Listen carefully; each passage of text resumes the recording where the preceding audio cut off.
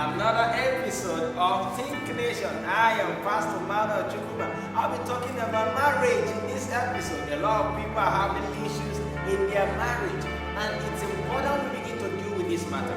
The woman wants to become a competitor with the husband instead of a companion. You may not be wired to function in that manner. Marriage is sweet. Marriage is beautiful. Marriage is awesome. Marriage is holy. Marriage is pure. Marriage is enjoyable. Marriage can last forever till death do you part. No matter what the devil is teaching in this generation and time, you should be able to stand out in your own marriage, because if you know better, you do better. So I'm teaching you on this episode of ThinkNation on marriage, so that when you get into yours, if you're not married or if you are in it, you should know how to live in it. Wedding lasts for 24 hours. Marriage lasts forever. You can imagine the forever. Forever does not have definition. 30 years, 50 years, 60 years. No, forever doesn't have a definition. So long both of you are alive, you are meant to be in it together. So you need to understand some of the things as a woman that will help you to live with the man. You need to understand some of the things as a man that will help you to live with a woman. You can imagine you've not been living with her for the past 1 year, that you'll be courting and dating. Now, for the next 1 year, the very first 1 year of the marriage, you will be living with a stranger, because yes, she is. You don't know her. You just know her when you were dating her from the outside. Now, she's gonna be bathing in your bedroom. She's gonna be snoring on your bed. He's gonna be peeing on your bed. And you'll be like, I didn't know a grown-up man is still peeing. And you'll be shocked. You begin to discover some things that you don't know about him. You're just gonna realize that he has only 2 boxers. And you are also gonna realize that she has only 1 bra, and she washes it every night. There's a whole lot of things, little matters you're going to be discovering in marriage that you need to learn how to adapt. One of the keys that helps marriages to survive in the first 12 months of it is the key of adaptability to your partner.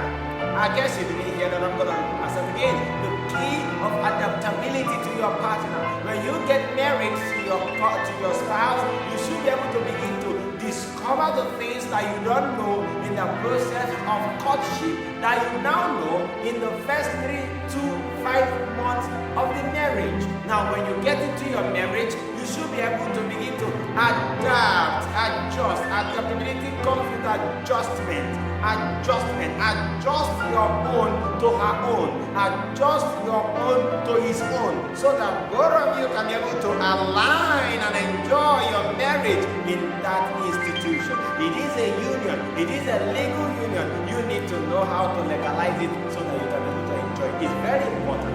You need to understand that inside adaptability, adapting to your new spouse, you need to also know that adaptability connotes adjustment. Adjust to his side, adjust to her side. Know the things that you can do because she doesn't like it. Do away with those things that she doesn't like, and you also do away with those things that she likes. Although you need to understand the dislikes and likes of your partner. It matters. It matters. Ladies, listen, if you're watching this, learn how to intercede. Intercession is one major thing every person getting into marriage should learn how to do. For the ladies, men also need to learn how to pray. Intercession. Pray for your partner, because in the process of marriage, you both are gonna go through temptation of diverse kinds. It's important. So prayer is what will help you see your partner through. Now I've talked about adaptability. I'm talking about intercession. Learn how to pray for your spouse. Learn how to stand in the gap for your spouse. It matters. Number 2, before you get into marriage, make sure that you've been able to read enough books and materials on marriage, on raising children, on managing your spouse. It's important. What you don't know will destroy you in that marriage. But what you know, the knowledge you've been exposed to, will be able to save you from shame and calamity when you get into that marriage. Knowledge is power.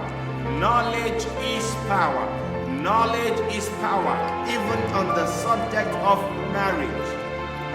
Now, I'm going to be sharing with you how to keep your vibes alive in marriage. Some people, after 4 years of marriage, they start tying wrapper on their breast because he's my husband, he is not going to marry another person.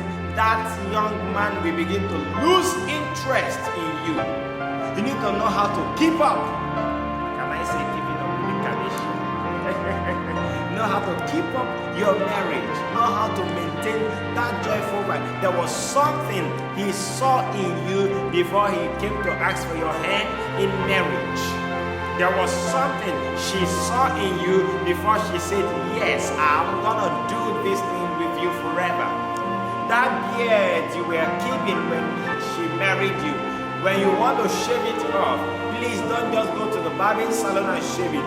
Get some answers from her. Babe, I want to have a clean cut. Do you think I should do that?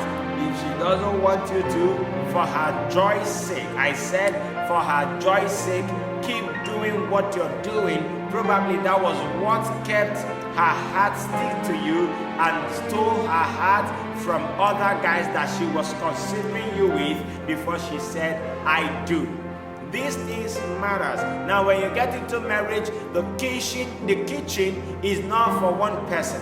The kitchen is not for the woman. The kitchen is not for the woman, because I've been a marriage counselor for some years now, and I've listened to some matters that destroyed a lot of homes.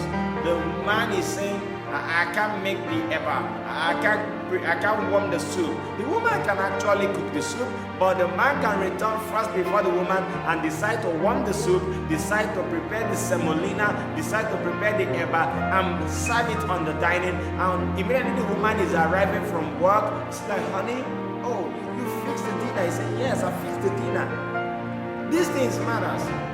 There is this inner peace she receives when you do these little things. What makes marriage work? I know you're listening to me, we are becoming serious now, are little things. You used to take her out before you got married to her. Now, 7 years into the marriage, you can't remember the last time you took her out. It's an issue. You need to repent.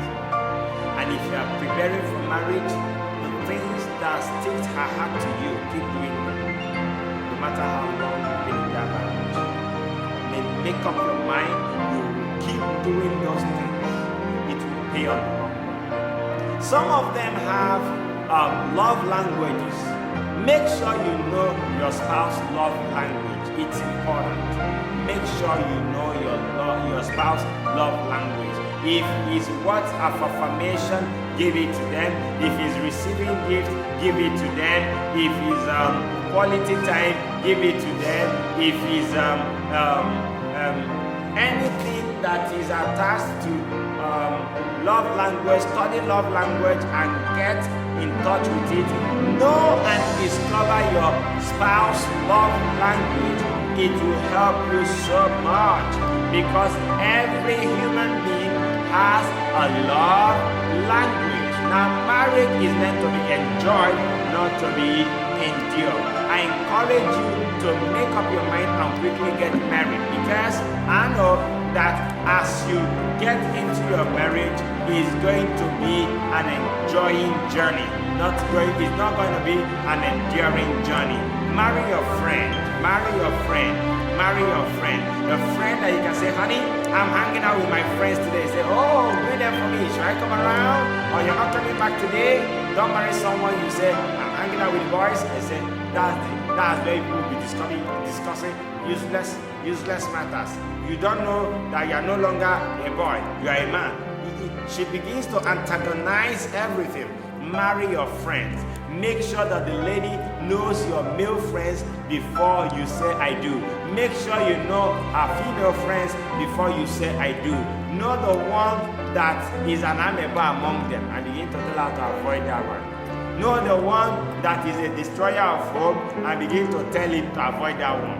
You need to know a lot of his friends. You need to know a lot of our friends so that you will know the one that is the wolf in sheep clothing. I know that as you will put into practice some of these little things we've shared in this episode of marriage, in ThinkNation, your marriage, his marriage, her marriage, somebody watching me now is going to be an excellent one. You won't endure your marriage, you will enjoy your marriage. Keep subscribing to ThinkNation.